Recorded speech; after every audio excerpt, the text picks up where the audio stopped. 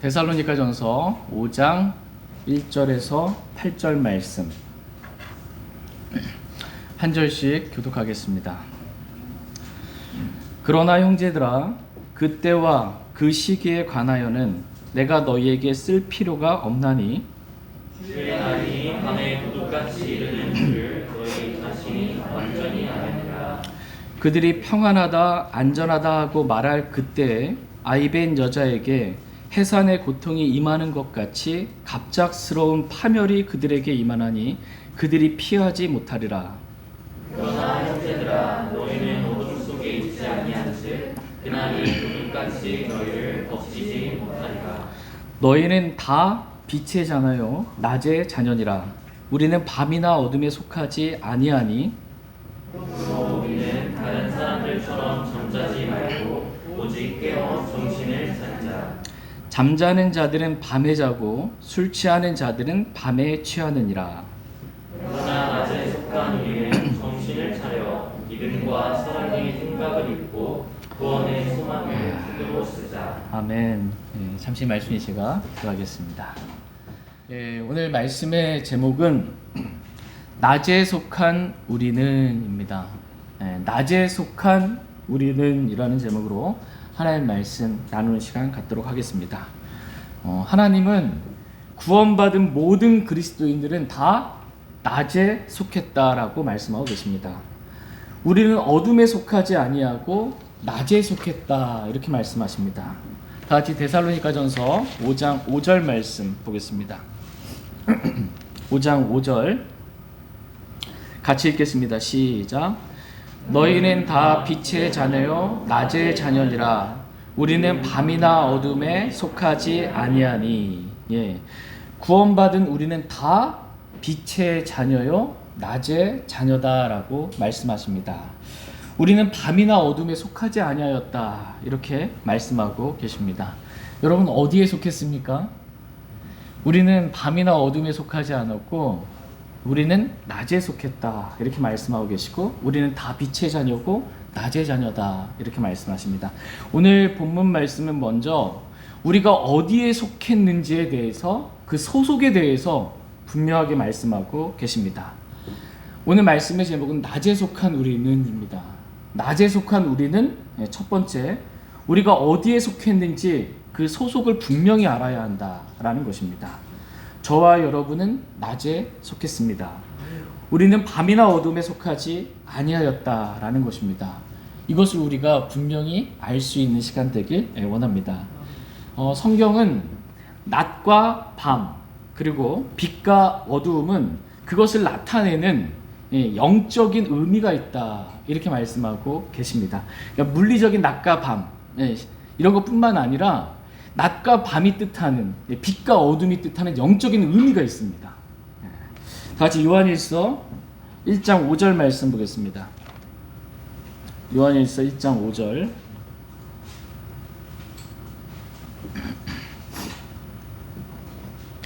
요한일서 1장 5절 말씀 같이 읽겠습니다. 요한일서 1장 5절입니다.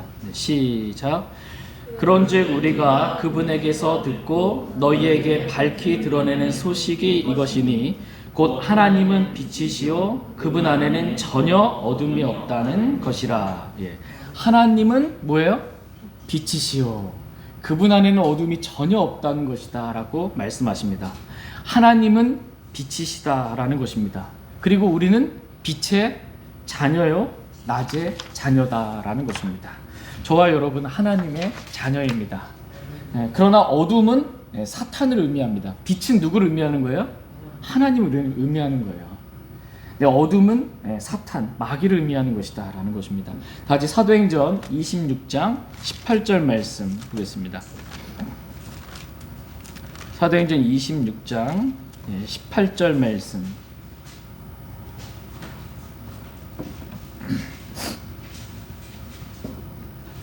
사도행전 26장 18절 말씀 18절 말씀 사도행전 26장 18절 같이 읽겠습니다. 시작. 그들의 눈을 열어주어 그들을 어두움에서 빛으로 사탄의 권세에서 하나님께로 돌아오게 하려 하며 또 그들이 죄들의 용서를 받고 내 안에 있는 믿음으로 거룩히 구별된 자들 가운데서 상속 유업을 받게 하려 함이라 하더이다. 아멘. 그들의 눈을 열어주어 그들을 어둠에서 빛으로 사탄의 권세에서 하나님께로 돌아오게 하려 합니다. 라고 말씀하십니다. 하나님은 저와 여러분을 어둠에서 빛으로 사탄의 권세에서 하나님께로 돌아오게 하신 분이십니다. 네. 지금 성경은 또 동일한 말씀들을 이렇게 강조해서 두 번씩 이렇게 말해요. 약간 단어를 바꿔서. 그러면서 강조해 주시는 거고, 그러면서 앞에 있는 단어의 의미가 뒤에 대꾸처럼 연결이 되면서 어떤 의미인지를 설명해 주고 있는 것입니다. 성경이 성경을 설명해 주고 있는데, 어둠은 어둠에서 빛으로라고 말하고 사탄의 권세에서 하나님께로라고 말하잖아요. 어둠은 사탄을 말하는 것이다 라고 이렇게 설명해 주는 것이고, 빛은 하나님을 말하는 것이다 라고 설명해 주고 있습니다. 영적인 의미가 그렇다라고 성경이 말씀해 주고 있습니다. 우리가 구원받기 전에는 어둠에 속한 사탄의 자녀였습니다. 그러나 우리가 참 빛이신 주 예수 그리스도를 마음에 영접함으로 우리는 빛의 자녀, 하나님의 자녀가 되었습니다. 그러므로 빛의 자녀들로서, 저와 여러분이 빛의 자녀들로서 빛의 자녀답게 살라라고 말씀하고 계십니다. 다 같이 에베소서 5장 8절 말씀 보겠습니다. 저와 여러분이 이 세상에 어떻게 살았는지 말씀을 들으면서 말씀의 빛 가운데 점검해 보길 원합니다. 에베소서 5장 8절 말씀 보겠습니다.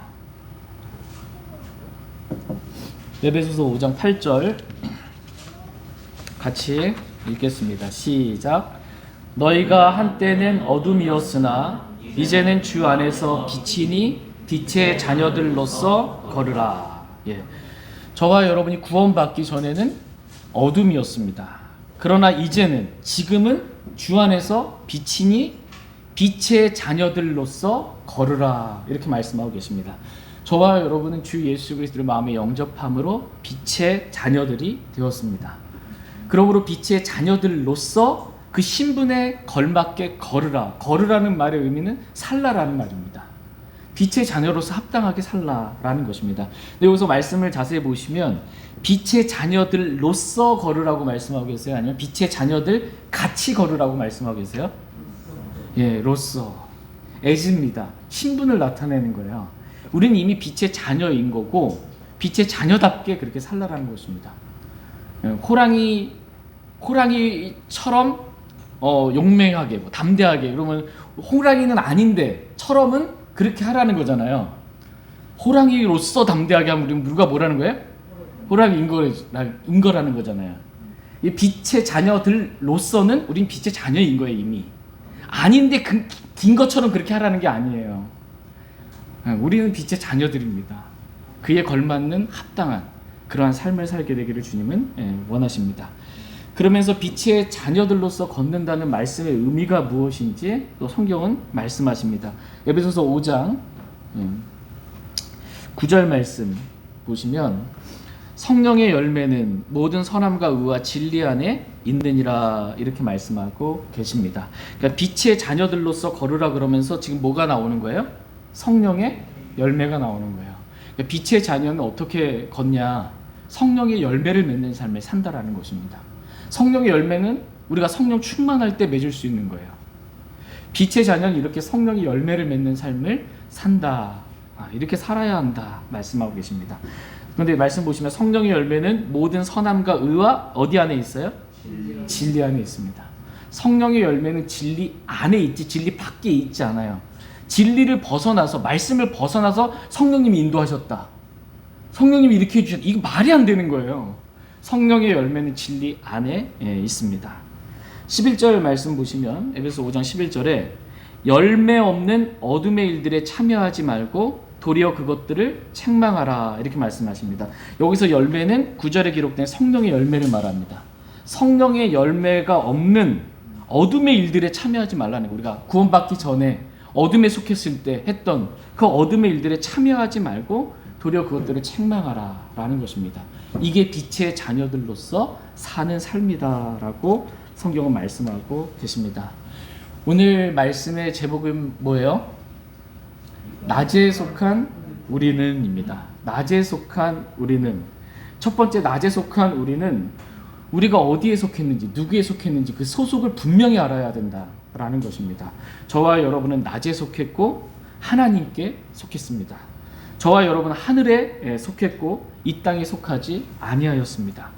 그러므로 십자가의 원수들과 같이 땅의 일들만 생각하며 살지 않게 되기를 주님은 원하십니다.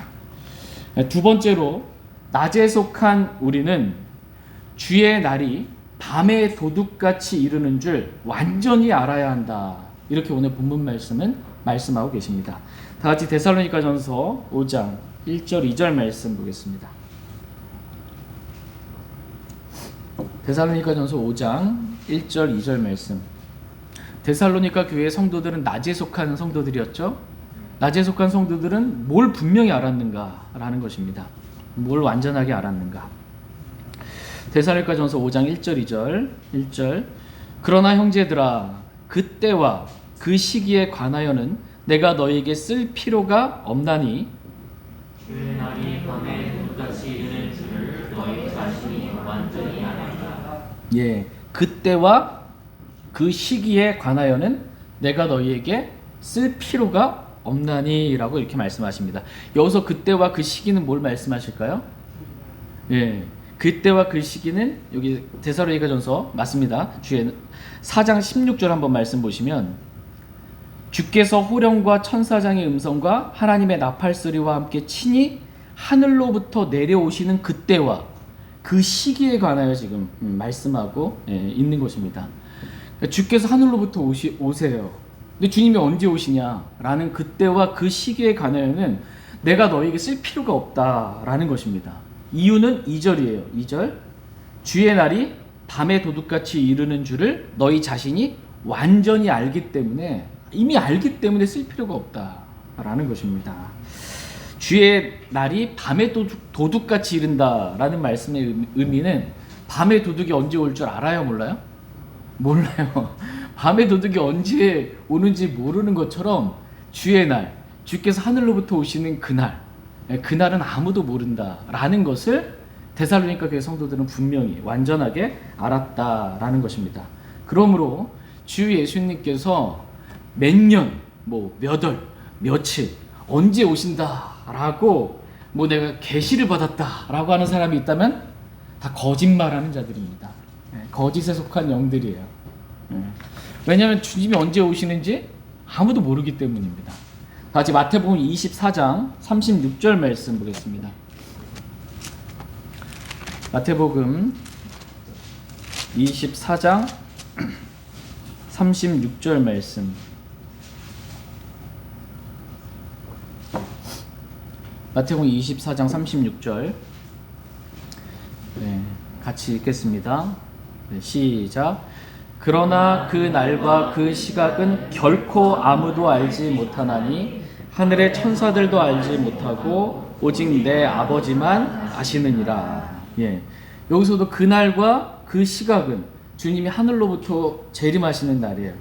그 시각, 그날, 그것은 결코 아무도 알지 못한다 이렇게 말씀하고 계십니다. 하늘의 천사들 알아요? 몰라요? 몰라요. 그러니까 누가 천사로부터 계시를 받아서 주님 언제 오신다 하더라, 이게 다 거짓말이라는 겁니다. 알 수가 없다라는 것입니다. 오직 아버지 하나님만 아신다라는 것입니다.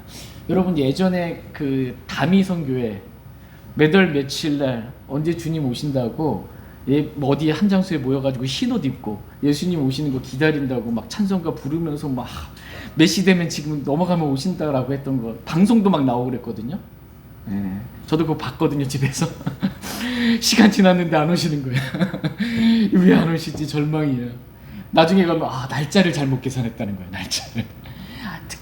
우리나라에 많은 이단들이 어디서 나왔냐면 안식교에서부터 나왔어요. 안식교에서부터 많이들 이단들이 나와가지고 날짜를 계산하는 거예요. 주님 오시는 날짜를 계산하고 있는 겁니다. 그날 안 오시면 어떻게 날짜 잘못 계산했다, 연기됐다, 아무도 모른다라는 것입니다. 그러한 이단들의 속임수에 빠지지 말라 이렇게 말씀하고 계십니다. 주님이 오시는 날은 아무도 모릅니다. 그리고 심지어 성경은 주님이 오시는 것과 관련해서 그 날과 관련해서 그때 그 시각과 관련해서 너희가 알 바 아니다 이렇게 말씀하십니다. 다 같이 사도행전 1장 7절 말씀 보겠습니다. 사도행전 1장 7절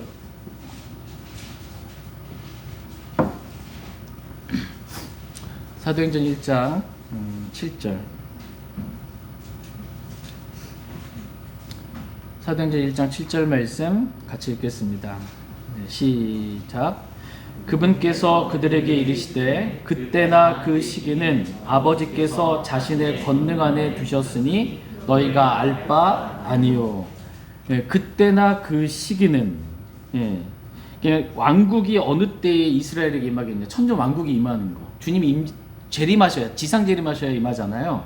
그게 언제입니까? 라고 제자들이 물으니까 그때나 그 시기는 아버지께서 자신의 권능 안에 두셨더니 너희가 알 바 아니요 라고 이렇게 말씀하고 계십니다. 그러니까 주 예수님께서 언제 재림하시는지 그때와 그 시기는 저와 여러분이 알 바가 아니다 라는 것입니다.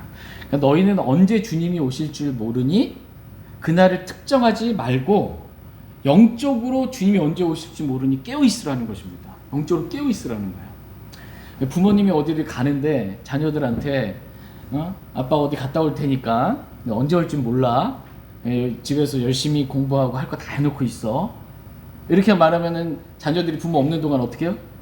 좀 긴장하고 깨어 있겠죠. 그죠? 근데 내가 몇 시에 올게, 7시에 올게 하고 나면 시간 아직 덜라는 거야. 그러면은 그동안 어떻게 해요? 내 할 거 뭐 이렇게 부모님 몰래 할 거 다 해놓고서 오실 그때만 깨어 있으면 되는 거거든요. 언제 올 줄 알면. 근데 주님은 그걸 안 알려주시는 거예요. 주님은 우리가 항상 깨어 있기를 원하셔서 언제 어느 시각에 오실지를 미리 말씀해 주지 않으시는 겁니다. 그럼 내가 반드시 속히 온다고까지만 말씀해 주시는 거예요. 그래서 우리가 영적으로 깨어 있기를 주님은 원하십니다. 성경은 주님의 다시 오심과 관련하여 그때와 그 시각에 대해서 아무도 알지 못하고 아버지만 아신다 이렇게 말씀하고 계시고 너희가 알 바 아니다 라고 말씀하고 계시고 오늘 본문 말씀에서는 그것에 대해서 너희가 내가 너희에게 쓸 필요가 없다 이렇게 말씀하고 계십니다.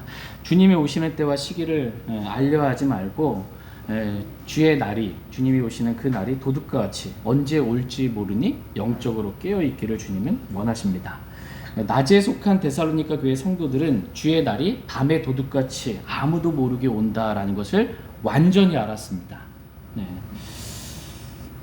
그것과 같이 저와 여러분들도 주의 날과 관련하여 교리적으로 완전하게 알기를 주님은 원하십니다. 성경에는 몇 가지 날들이 기록되어 있습니다. 다 같이 고린도 후서 6장 2절 말씀 보겠습니다. 고린도 후서 6장 2절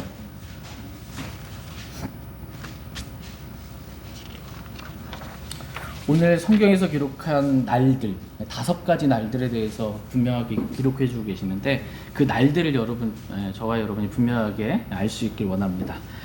고린도 후서 6장 2절 같이 읽겠습니다. 6장 2절 시작. 그분께서 이르시되 받아주시는 때에 내가 내 말을 들었고 구원의 날에 내가 너를 구조하였노라 하시나니 보라 지금이 받아주시는 때요 보라 지금이 구원의 날이로다. 여기서 구원의 날이 있죠. 구원의 날이 나옵니다. 그러니까 언제가 구원의 날이래요? 지금이 구원의 날이다 이렇게 말씀하고 계십니다. 주 예수 그리스도를 믿으라 그러면 내가 구원을 받고 말하는 거예요. 예수님 믿기만 하면 누구나 받아주는 때가 있는 거예요. 그때가 예수님 믿으면 구원받는 이 구원의 날이라는 것입니다. 그 구원의 날은 지금이 구원의 날이다 이렇게 말씀하고 계십니다. 근데 이 구원의 날이 주 예수님께서 하늘로부터 오시면 이 구원의 날이 끝나요. 주님이 공중 재림하시면 이 구원의 날은 끝나고 주님이 공중 재림하시면 주의 날이 시작되는 거예요. 주의 날은 주 예수님께서 하늘로부터 오시는 공중 재림으로부터 시작됩니다. 그런데 그때와 그 시기에 대해서는 아무도 모른다라는 것입니다. 주의 날이 시작이 있잖아요. 성경은 날 그러면 어디 특정 시간서부터 어디 특정 이 시간까지 이 범위를 그냥 날로 이렇게 주님 표현하고 계세요.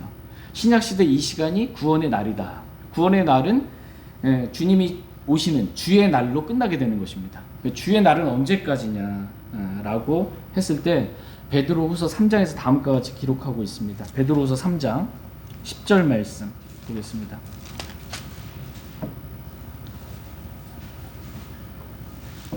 베드로후서 3장 10절 말씀.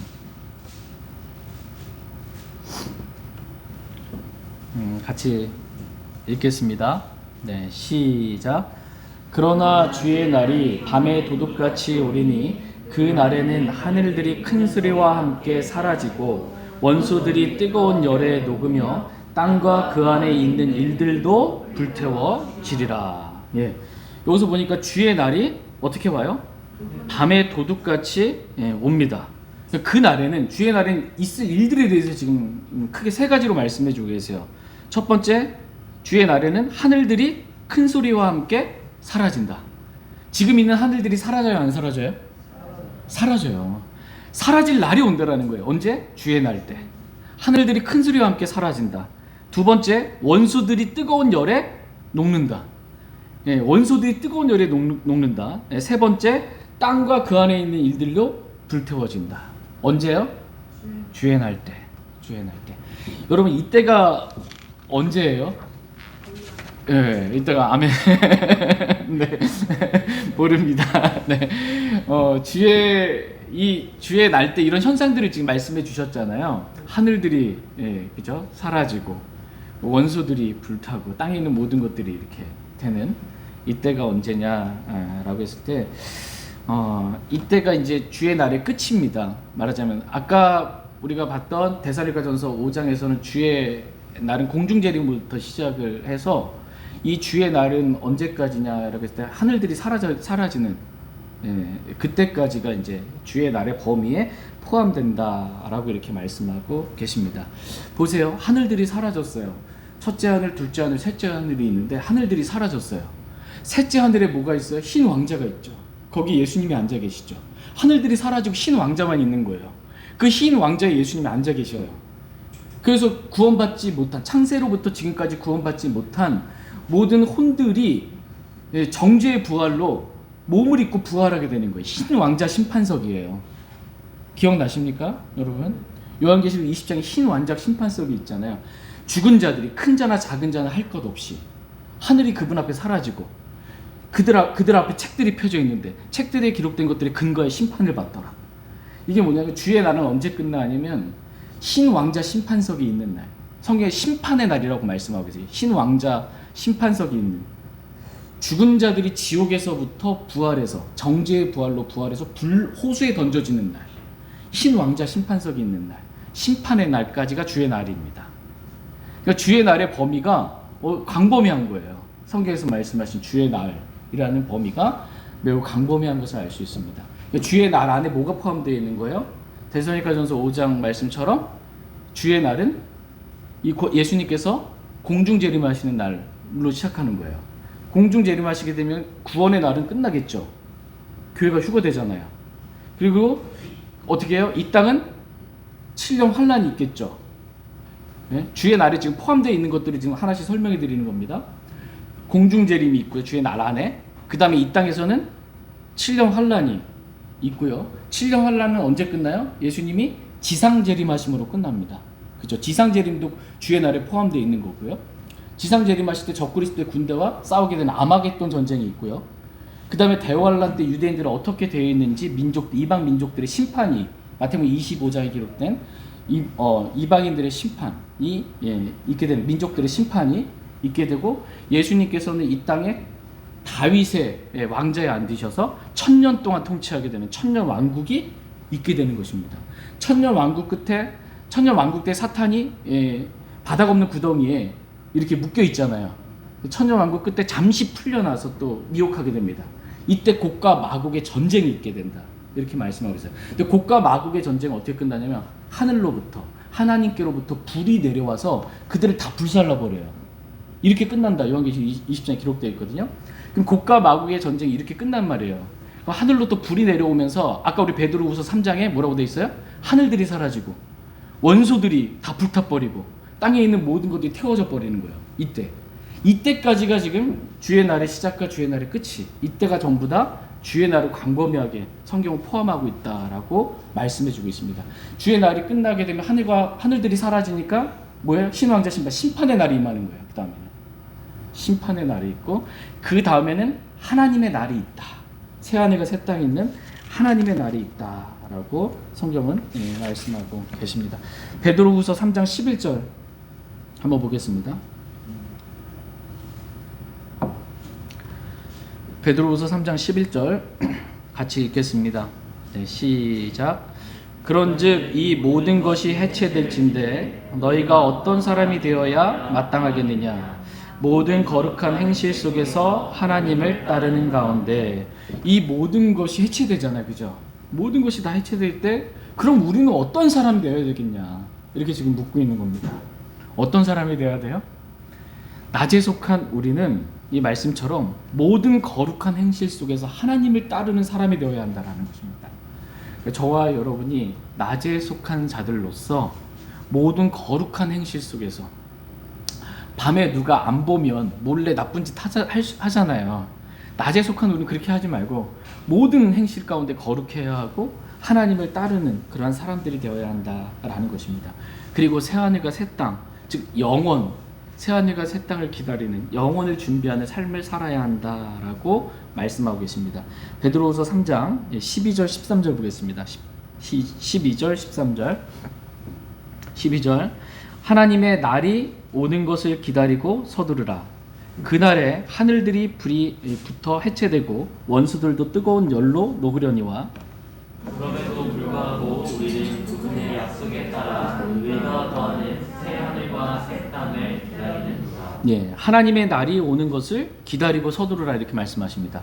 지금 여기서 보니까 하나님의 날이 있죠. 하나님의 날이 또 어떠한 것인지 설명해 주고 있어요, 성경이. 하나님의 날이 어떠한 것인지. 이때는 어떻게 되냐면 하늘들이 불이 붙어 해체되고 원수들이 뜨거운 열로 녹으려니와. 그럼에도 불구하고 우리는 그분의 약속에 따라 의가 거하는 새 하늘들과 새 땅을 기다리노라. 하나님의 날을 기다리라 말씀하시면서 의가 거하는 새 하늘들과 새 땅을 기다리라 이렇게 말씀하고 계세요. 하나님의 날은 어떤 날이에요? 의가 거하는 새 하늘들과 새 땅이 있는 날이에요. 예, 이 날을 기다리게 되기를 주님은 원하십니다. 처음 있는 하늘과 땅은 다 사라져 버립니다. 그리고 새 하늘과 새 땅을 주님 창조하시는, 새롭게 창조하세요. 새롭게 창조하시고 이게 영원으로 이어지는 겁니다.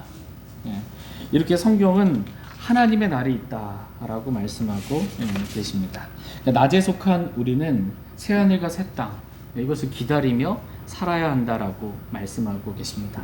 영혼을 준비하며 살아야 한다 이렇게 말씀하고 계십니다. 이와 같이 하나님은 우리에게 몇 가지 날들이 있다라고 지금 설명해 주고 계십니다. 첫 번째가 뭐예요? 지금 구원의 날. 그리고 예수님이 공중 재림하시면 구원의 날은 끝나고 뭐가 시작돼요? 주의 날이 시작됩니다. 주의 날의 마지막에 모든 것들이 다 불태 없어져요. 그리고서는 심판의 날이 있는 거예요. 신왕자 심판의 날이 있는 것입니다. 그리고서 새 하늘과 새 땅이 있는 하나님의 날이 있다 이렇게 말씀하고 계십니다. 이 날이 있는 거예요. 이것에 대해서 데살로니가 교회 성도들은 완전하게 알았다라는 것입니다. 네. 낮에 속한 데살로니가 교회 성도들이 주의 날과 관련하여 완전하게 알았던 것처럼 낮에 속한 저와 여러분들도 교리적으로 이렇게 지금이 어떤 날인지 분명하게 확실하게 완전하게 알게 되기를 주님은 원하십니다.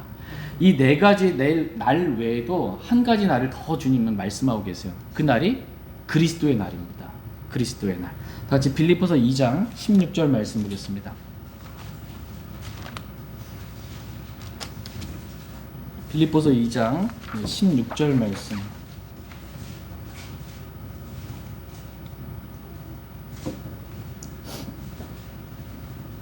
빌립보서 2장 16절 같이 읽겠습니다. 시작. 생명의 말씀을 제시하나니 이로써 나는 내가 헛되이 다름질하지 아니하고 헛되이 수고하지 아니한 것에 대해 그리스도의 날에 기뻐하리라. 예. 그리스도의 날에 기뻐하리라. 이렇게 말씀하고 계십니다. 이 그리스도의 날이 있는데 이 날은 어떤 날이냐? 그리스도의 심판석이 있는 날입니다. 이 날이 특별히 이제 강조해서 클로즈해서 지금 말씀해 주시는 거예요. 네 개의 날들 가운데 또 하나 그리스도의 날이 있다. 이 그리스도의 날은 셋째 하늘에서 우리가 휴거돼서 그리스도의 심판석이 있게 되는 날이다. 그 그리스도의 날에 우리가 기뻐할 수 있기를 주님은 원하십니다. 근데 그리스도의 날에 우리가 기뻐하려면 사도 바울이 생명의 말씀을 제시하나니, 말씀을 제시한 거예요. 너 왜 그렇게 믿어? 생명의 말씀을 제시하는 거야. 하나님의 말씀이 이렇게 돼 있다. 그래서 나 이렇게 믿는다. 그래서 너 왜 그렇게 살아? 생명의 말씀을 제시하는 거예요. 그리스도인은 이렇게 살아야 한다고 말씀해 주셨다.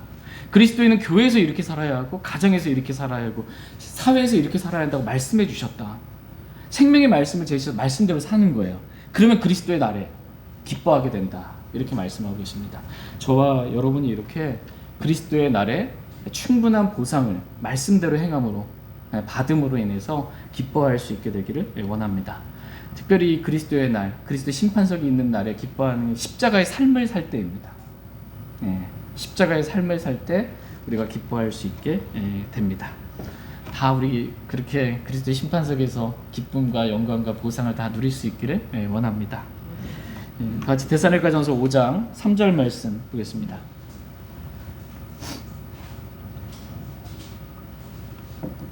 데살로니가전서 5장 3절 같이 읽겠습니다. 시작. 그들이 평안하다 안전하다 하고 말할 그때에 아이벤 여자에게 해산의 고통이 임하는 것 같이 갑작스러운 파멸이 그들에게 임하나니 그들이 피하지 못하리라. 예, 그들이 평안하다 안전하다 하고 말할 그때에, 이게 뭐예요? 평안하다 안전하다 말하는 게 뭐예요? 전혀 주님 오시라고 예상하지도 못했던 그때에 주의 날이 밤의 도둑같이 온다라는 것입니다. 마치 아이벤 여자에게 해산의 고통이 임하는 것 같이 그렇게 갑작스러운 파멸이 그들에게 임하여 그들이 피하지 못하리라. 이렇게 말씀하고 계십니다. 그러니까 주님이 공중재림하시면 주님을 믿지 않았던 그들은 어떻게 해요? 이 땅에 남아있겠죠. 휴거되지 못하고. 그들은 갑작스러운 파멸, 즉 7년 환란이 그들에게 임한다라는 거예요. 피할 수 없다라는 겁니다. 예수님을 마음에 영접하지 않은, 구원받지 않은 사람들은 이 땅에 남겨져서 7년 환란, 갑작스러운 환란을 당하게 되는 겁니다. 마치 노아의 때에 어땠어요?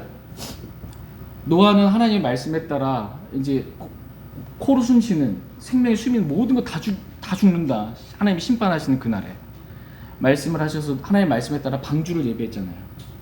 방주를 했는데 노아의 가족들 말고 다른 사람들은 뭔 비가 오냐고 이 맑은 하늘에 뭔 비가 오냐고 뭐 이렇게 큰 배를 준비하고 있냐고 조롱하고 자신들은 먹고 마시고 즐기고 장가가고 시집가고 그렇게 살았던 거예요.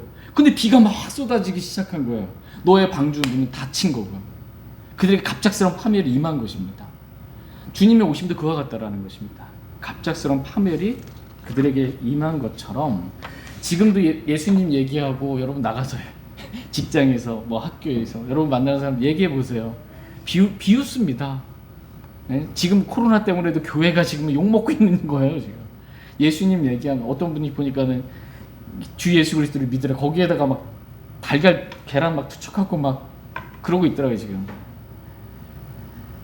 근데 그 예수님을 그렇게 믿지 않았던 거부했던 사람들에게 주의 날이 주님이 오시면 갑작스러운 파멸 7년 환란이 그들에게 임하게 되고 그들은 피할 수가 없게 되는 것입니다. 그러나 우리는 구원받은 우리는 성경은 지금 대상을 구분하고 있어요. 그들은 말해요. 그죠? 그리고 우리를 말해요. 이게 바뀌어버리면 어떻게 되는 거예요? 큰일 나버리는 거죠. 그러니까 성경은 대상을 잘 봐야 돼요. 누구한테 말하는지. 안 그러면 속습니다. 데살로니가전서 5장 4절 말씀 보겠습니다. 4절 같이 읽겠습니다. 시작. 그러나 형제들아 너희는 어둠 속에 있지 아니한즉 그날이 도둑같이 너희를 덮치지 못하리라. 그러나 형제들아 너희는 어둠 속에 있지 아니한즉 그날이 도둑같이 너희를 덮치지 못하리라. 대환란이라는 갑작스러운 파멸이 예수님 믿지 않는 그들에게는 피할 수 없는 일이지만 구원받은 우리에게는 그날이 도둑과 같이 덮치지 못한다. 구원받은 그리스도인 대환란 통과해요, 안 해요? 안 해요. 그 전에 교회 휴거됩니다. 고린도 교회 성도들은 육신적인 그리스도인들 다 휴거됩니다. 다. 왜? 신분 자체가 어둠이 아니기 때문에, 어둠에 속하지 않았기 때문에, 낯에 속했고 빛에 속했기 때문입니다. 우리가 뭐 잘해가지고서는 갑작스러운 파멸, 대환란이 우리에게 임하지 않는 게 아니고요. 우린 단지 주 예수 그리스도를 믿으라라는 그 복음에 순종했을 뿐이에요. 단지 믿었을 뿐인데 한때 우리가 어둠이었는데 빛의 자녀가 된 거예요. 그냥 믿음으로.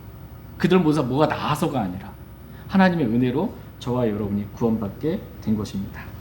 데살로니가전서 5장 5절 6절 말씀 보겠습니다. 5절 6절 5절 너희는 다 빛의 자녀요 낮의 자녀니라. 우리는 밤이나 어둠에 속하지 아니하니 그러므로 우리는 다른 사람들처럼 잠자지 말고 오직 깨어 정신을 차리자.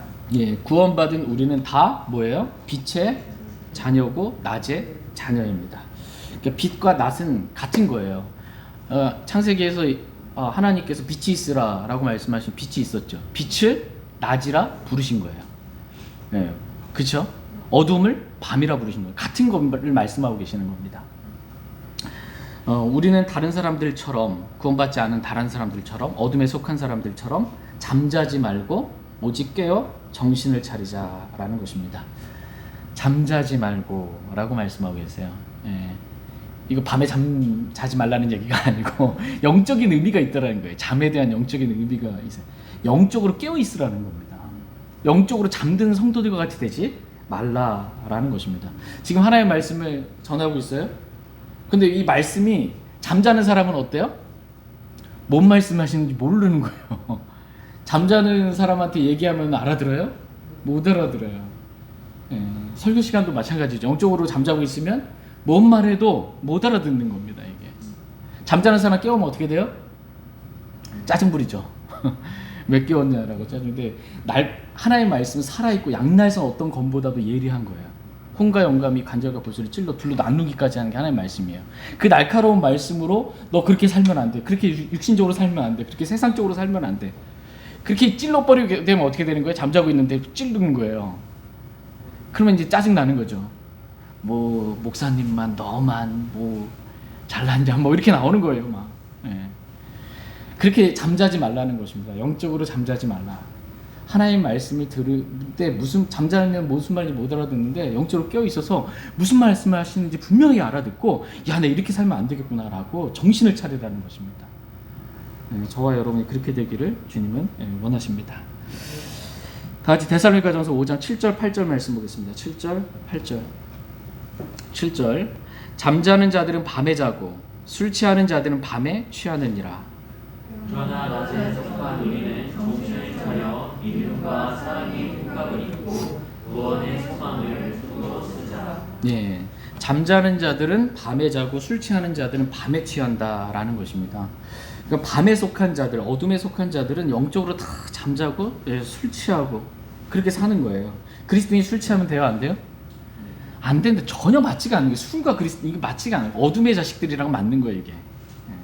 낮에 속한 우리는 밤에 속한 그들과 같이 이렇게 살지 말자라는 거예요. 그러면서 하신 말씀이 8절에 뭐예요? 낮에 속한 우리는 첫 번째 정신을 차려, 두 번째 믿음과 사랑의 흉갑을 입고, 세 번째 구원의 소망을 투구로 쓰자. 낮에 속한 우리는 이렇게 살자라고 말씀하고 있는 것입니다. 말씀을 한번 정리하겠습니다. 오늘 말씀의 제목은 낮에 속한 우리는이에요. 낮에 속한 우리는 첫 번째 어떻게 해요? 우리가 어디에 속했는지 분명하게 알아야 된다. 우리는 낮에 속했다. 우리는 하나님께 속했다. 우리는 빛에 속했고, 우리는 주 예수 그리스도에 속했고, 우리는 하늘에 속했다. 우리가 어디에 속했는지 분명히 알자라는 것입니다. 두 번째, 낮에 속한 우리는 어떻게 해요? 데살로니가 교회 성도들과 같이 주의 날이 밤의 도둑같이 이루는 줄 완전히 알아야 한다. 교리적으로 분명하게 주의 날이 어떠한 것인지, 하나님의 날이 어떤지, 구원의 날이 어떤지, 심판의 날이 어떤지 교리적으로 분명하게 알아야 된다. 그래야 속지 않는다라는 것입니다. 저와 여러분이 교리적으로 분명하게 알 수 있기를 원합니다. 세 번째, 낮에 속한 우리는 오늘 본문 말씀처럼 데살로니가전서 5장 8절 말씀처럼 정신을 차려야 한다라고 이렇게 말씀하고 계십니다. 그렇게 잠에 취해서 술에 취해서 정신없이 그렇게 일에 취해서 살지 말라는 거예요. 뭔가에 취해가지고 그렇게 정신없이 살지 말라는 것입니다. 저와 여러분이 정말 정신을 차리기를 원합니다. 정신 번쩍 든다고 그러잖아요. 하나님 말씀에 따라 정신 번쩍, 주님 곧 오시는구나. 번쩍 들어서 주님의 오심을 기다리고 소망하고 정말 그리스도의 날에 우리가 기뻐할 수 있도록 정말 하나님의 날에 새하늘과 새 땅에 있는 그 날에 영원에서 우리가 어떻게 보낼지를 더욱더 기다리고 소망하는 저희 모두가 될 수 있길 원합니다. 정신 차리고 진짜 하나님의 말씀에 즉각적으로 반응하는 저희 모두가 되길 원합니다. 네 번째로, 낮에 속한 우리는 믿음과 사랑의 흉갑을 입어야 한다 이렇게 말씀하고 계십니다. 오늘 아침에 일어났는데 여기 가슴이 약간 저희 아버지도 지금 이제 심장에 관이 하나 막혔다고 그러시더라고요. 하나는 완전히 막혔고 반쯤 또 라인이 막혀가지고 수술을 이렇게 받으셨는데 잘 회복이 되셨습니다. 근데 어쨌든 아침에 저도 약간 좀 그런 느낌이 있었어요. 저희 아내한테 나도 병원 가서 우리 아버지 검사 받아야 되는 거 아니야? 그런데 한번 생각해 보세요. 심장이 막혔어요. 그럼 어떻게 되는 거예요? 죽는 거예요. 뭐 더 이상 뭐가 없어요. 팔이나 다리나 다른 데 다치면 회복 가능성이 있어요. 그렇죠? 근데 심장이 다치면 끝나버리는 겁니다. 그냥 이게. 그래서 지금 뭐라고 말씀하고 계시냐면 낮에 속한 우리는 이 심장을 보호해야 된다라는 거예요. 마음을 보호해야 된다라는 거예요.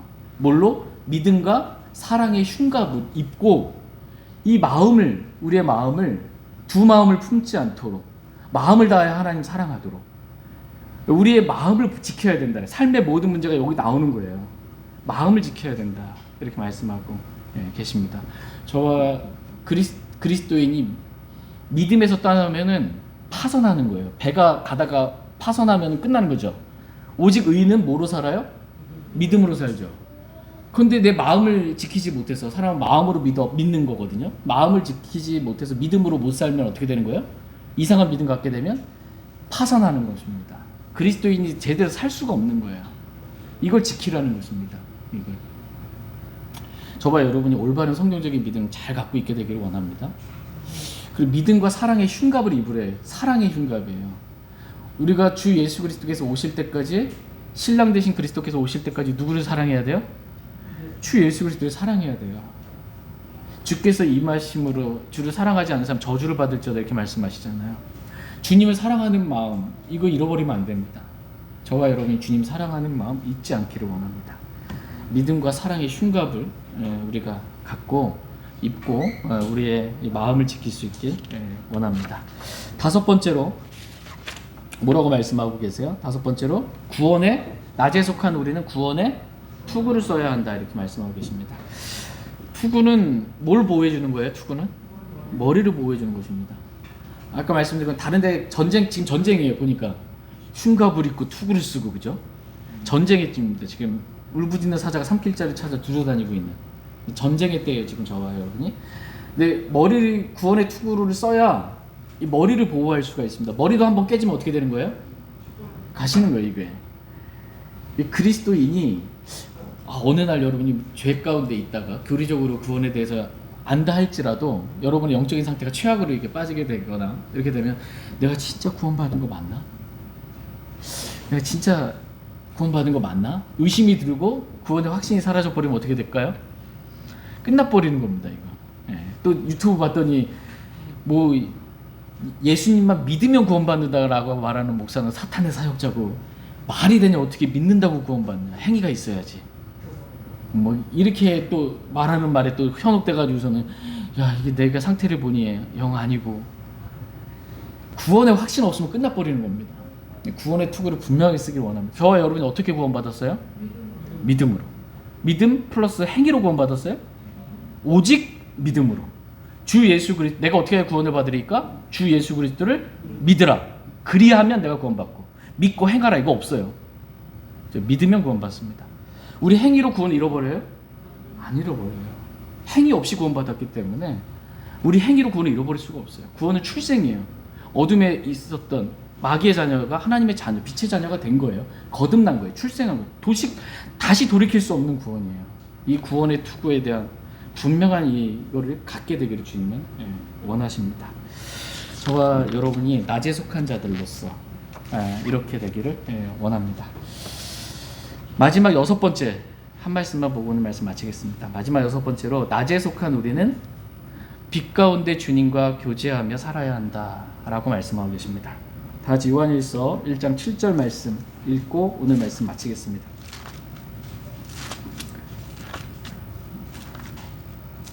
요한일서 1장 7절 말씀 읽고 오늘 말씀 마치겠습니다.